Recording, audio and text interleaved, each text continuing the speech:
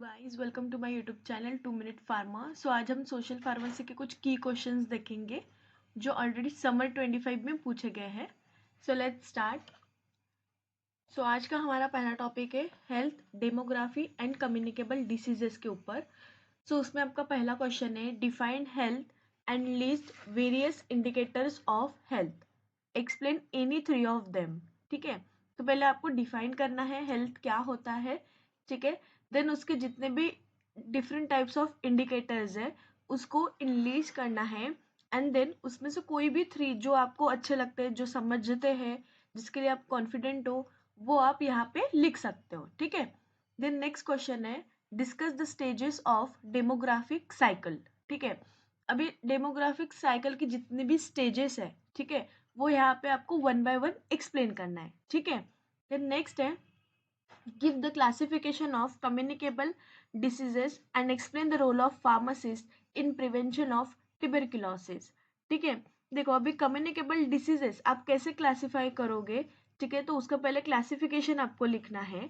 ठीक है, and then role of pharmacist क्या रहेगा इन प्रिवेंशन ऑफ ट्यूबरकुलोसिस। मतलब मान लो कि किसी पेशेंट को टीबी हो गया या किसी पेशेंट को टीबी के सिम्टम्स है बट उसको अगर क्योर करना है। ठीक है, मतलब मान लो कोई स्टेज 1 पर है।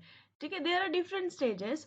या फिर किसी को सिम्टम्स है, ठीक है, तो आप ऐसे उसको क्या सजेशंस दोगे एज अ फार्मासिस्ट, या फिर इसको आप कौन से लाइफस्टाइल मॉडिफिकेशन बोलो या फिर उसके मेडिसिन से बोलो, क्या आप उसको ऐसी कम्युनिकेशन करोगे, क्या ऐसे आप इंफॉर्मेशन दोगे, अवेयरनेस दोगे जिससे आप प्रिवेंट कर सकते हो कि उस पेशेंट को ट्यूबरकुलोसिस ना हो।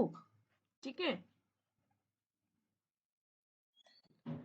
देन नेक्स्ट है इम्यूनाइजेशन एंड साइकोसोशियल फार्मेसी। ठीक है, तो आपका इसका पहला क्वेश्चन है explain national immunization schedule for infants and pregnant women.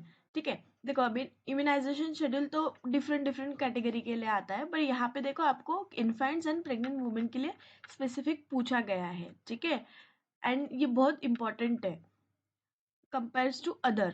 ठीक है, then define psychosocial pharmacy, state what is meant by drug misuse and abuse and also give prevention and control of drug misuse and abuse। ठीक है, तो ये question को अच्छे से समझो। देखो पहले आपको क्या करना है, डिफाइन करना है। क्या डिफाइन करना है, साइकोसोशियल फार्मेसी क्या होता है करके। ठीक है, ये डिफाइन होने के बाद आपको क्या बोला है, state what is mean by drug misuse and abuse. ठीक है, अब आपके मुताबिक ड्रग मिसयूज क्या होता है, अब्यूज क्या होता है। जैसे आपको पता है मिसयूज यानी मतलब एक मेडिसिन आप गलत वे में यूज कर रहे हो। ठीक है, जैसे फॉर एग्जांपल आप कोई मेडिसिन का एकदम हायर डोज ले रहे हो, ठीक है, या उसका टाइमिंग भूल जा रहे हो, उसका टाइमिंग पे आप मेडिसिन नहीं ले रहे हो। ठीक है, अगर एक टाइम आप भूल जा रहे हो, दूसरे टाइम आप उसका ज़्यादा क्वांटिटी ऑफ कंज्यूम कर रहे हो, तो ये एक तरह का हुआ मिसयूज। ठीक है, देन अब्यूज में आते हैं, तो अब्यूज में क्या होता है कि कोई भी उसको मेडिकली अपन ने प्रिस्क्राइब नहीं किया रहता बट वो मतलब नॉन मेडिकल पर्पज रहता है to get any kind of pleasure और मूड चेंजेस। ठीक है, तो मतलब फॉर एग्जांपल अगर हुआ तो आपका कोई कोई नार्कोटिक्स वगैरह यूज करता है, क्यों करते हैं, किसी हमेशा प्रिस्क्राइब रहता है इसीलिए नहीं। ठीक है, for getting some kind of pleasure. ठीक है, या फिर कंज्यूमिंग अल्कोहल एक्सेसिवली, मतलब अगर अल्कोहल आप किसी का लिमिट से ज़्यादा लेते हो, ठीक है, तो वो भी एक अब्यूज हुआ। ठीक है, then also give prevention and control of drug misuse and abuse. ठीक है, अभी आप प्रिवेंशन जो बोला है, ठीक है, आप प्रिवेंशन कैसे करोगे, अगर कोई मिसयूज या अब्यूज हो रहा है तो आप उसको अवेयरनेस करोगे, ठीक है, एजुकेट करोगे। देन क्या करोगे, आप उसके साथ, पेशेंट के साथ, उसके फैमिलीज के साथ गुड कम्युनिकेशन करके पेशेंट को मेंटली ठीक करने की आप मतलब कोशिश करोगे। ठीक है, तो ये आपको यहाँ पे लिखना है। देन नेक्स्ट है infections, causative agent, prevention and clinical presentation. ठीक है, तो उसमें आपका पहला क्वेश्चन है give causative agent and prevention of the following infections. ठीक है, तो देखो यहाँ पे आपको 2 डिसीजेस दिया है, एड्स एंड कॉलेरा। तो देखो एड्स का पहले आपको कॉजेटिव एजेंट लिखना है, ठीक है, देन उसका प्रिवेंशन लिखना है। ठीक है, देन कॉलेरा का भी सेम, उसका पहले कॉजेटिव एजेंट लिखना है एंड देन प्रिवेंशन लिखना है। ठीक है, देन नेक्स्ट क्वेश्चन है give causative agent and clinical presentation for following infections. ठीक है, तो यहाँ पे देखो आपको दो डिसीजेस दिए, डेंगू एंड लेप्रोसी के लिए। तो डेंगू का भी क्लिनिक पॉजिटिव एजेंट लिखना है and clinical presentation, and leprosy का भी।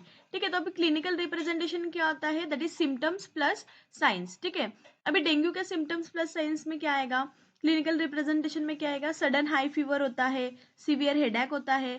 एंड देन लेप्रोसी, लेप्रोसी में क्या होता है, मसल का वीकनेस होता है। ठीक है, तो ये हो गया उसका क्लिनिकल प्रेजेंटेशन। ठीक है, एंड उसका पॉजिटिव एजेंट भी लिखना है आपको। ठीक है, देन नेक्स्ट है national health policy and programs. उसमें आपका पहला क्वेश्चन है, how national health policy came into existence, English objectives of NHP. ठीक है, आपको बताना है कि NHP that is national health policy कैसे केम इनटू एग्जिस्टेंस, मतलब वो कैसे आया। ठीक है, उसका वो कब डेवलप हुआ, वो सब यहाँ पे आपको एक्सप्लेन करना है। ठीक है, एंड उसके जो भी ऑब्जेक्टिव्स है वो सिर्फ आपको यहाँ पे इनलिस्ट करना है। ठीक है, देन नेक्स्ट क्वेश्चन है, enlist at least 6 national health programs implemented by government of India, discuss national health program of India focusing on any one communicable disease. ठीक है, देखो अभी यहाँ पे आपको बोला है कोई भी 6 ऐसे नेशनल हेल्थ प्रोग्राम्स जो कि गवर्नमेंट के थ्रू आए हैं, जो गवर्नमेंट ने इम्प्लीमेंट किए, वो यहाँ पे आपको इनलिस्ट करना है and discuss the national health program of India focusing on any one communicable disease. उसमें से जो भी नेशनल हेल्थ प्रोग्राम्स है जो कम्युनिकेबल डिसीज पे फोकस करते हैं, वो आपको कोई भी एक यहाँ पे एक्सप्लेन करना है। देन नेक्स्ट क्वेश्चन है, explain role of pharmacist in national health programs. ठीक है, अभी आपको रोल ऑफ फार्मासिस्ट बोला है किसमें, नेशनल हेल्थ प्रोग्राम्स में, वो यहाँ पे आपको लिखना है। ठीक है, देन नेक्स्ट है एपिडेमिक, पेंडेमिक एंड माइक्रोबायोलॉजी। ठीक है, तो उसमें आपका पहला क्वेश्चन है, explain the terms epidemic and pandemic. ठीक है, तो आपको पता रहना चाहिए एपिडेमिक क्या होता है एंड पैंडेमिक क्या होता है, तभी आप वहाँ पे एक्सप्लेन कर पाओगे। ठीक है, द नेक्स्ट है draw the diagram of a typical bacterial cell and name the components.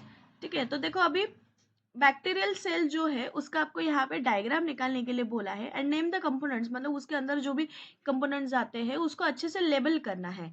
ठीक है, सिर्फ डायग्राम निकाल के नहीं रखना है। ठीक है, नेक्स्ट है डेफिनेशंस एंड फुल फॉर्म्स। उसमें आपका पहला क्वेश्चन है, give full form of IUD, OPV and MTP. ठीक है, तो अभी ये फुल फॉर्म्स आप जब प्रैक्टिकल कर रहे हो तभी पढ़ोगे। ठीक है, तभी पढ़ोगे तो तभी आपको याद रखना है। द नेक्स्ट क्वेश्चन है, define the following nutraceuticals, artificial ripening and food safety. ठीक है, तो ये जो भी 3 डेफिनेशन है वो यहाँ पे आपको डिफाइन करना है। ठीक है, द नेक्स्ट क्वेश्चन है, pharmacoeconomics and mode of transmission पे define the term pharmacoeconomics, discuss the methods of pharmacoeconomics evaluation. ठीक है, तो देखो पहले आपको फार्माको इकोनॉमिक्स क्या होता है ये अच्छे से डिफाइन करना है एंड उसके जो भी मेथड्स ऑफ इवेल्युएशन है। ठीक है, ठीक है, methods of pharmacoeconomics evaluation वो यहाँ पे आपको एक्सप्लेन करना है। ठीक है, द नेक्स्ट है, state the mode of transmission of whooping cough, syphilis and diphtheria. ठीक है, इनका मोड ऑफ ट्रांसमिशन बताना है। ठीक है, मतलब वो एक पर्सन से दूसरे पर्सन जो जैसे होगा मोड ऑफ ट्रांसमिशन वो यहाँ पे आपको बताना है। ठीक है, नाउ नेक्स्ट है pollution, gram staining and malnutrition. So उसमें आपका पहला क्वेश्चन है, write in short about prevention of air pollution and causes of pharmaceutical pollution. ठीक है, अभी इसमें शॉर्ट नोट की तरह आपको ये लिखना है कि आप अगर एयर पोल्यूशन हो रहा है, ज़्यादा हो रहा है, तो आप उसको कैसे प्रिवेंट करोगे। Then second, causes of pharmaceutical pollution, जो भी फार्मास्यूटिकल पोल्यूशन हो रहा है वो उसके कॉजेस क्या है वो यहाँ पे आपको लिखना है। ठीक है, द नेक्स्ट है right procedure and observations of gram staining of bacteria. देखो ये क्वेश्चन को 2 इसमें डिवाइड किया है, पहले आपको प्रोसीजर लिखना है। ठीक है, देन उसको ऑब्जर्वेशन लिखना है। अभी देखो positive gram staining, negative gram staining, ठीक है ये जानते हो आप, तो उसका किस बेसिस किस ऑब्जर्वेशंस पे आप उसको डिफाइन करोगे वो यहाँ पे आपको लिखना है। ठीक है, then next question is what is malnutrition, write ill effects of junk food. ठीक है, तो आपके अकॉर्डिंग माल न्यूट्रिशन क्या होता है ये आपको पहले लिखना है and ill effects of junk food, मतलब जंक फूड के कौन से इल इफेक्ट्स रहेंगे वो यहाँ पे आपको लिखना है। सो आज के लिए इतना ही। अगर ये वीडियो आपको इन्फॉर्मेटिव लगा हो so like share and subscribe my channel. Thank you.